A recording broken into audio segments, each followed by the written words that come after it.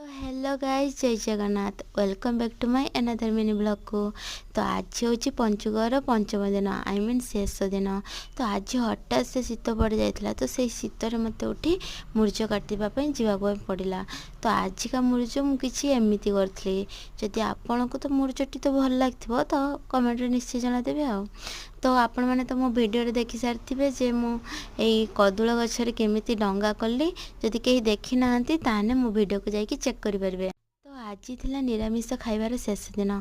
तो दीपर बेलार किसी एमती खाइबा खाई तापर थिला डंगा भासीबा टाइम। किछि किछि जायगा अछि सेठारे भोर भोर सकाळे उठी से डंगा भासी थांती, किंतु आमर एपटे तो आमे संध्या टाइम रे ही डंगा भासी थाउ। तो पंचुकर बार्ती मानक पई एटा थाए खुशीर समय। से माने जे जे डंगा को भासे दे निजर 5 दिनर व्रत को पूरण करथांती। जदि आपनको मोर वीडियोटी भल लागिथिबा तेबे लाइक करिया पई भूलिबे नै।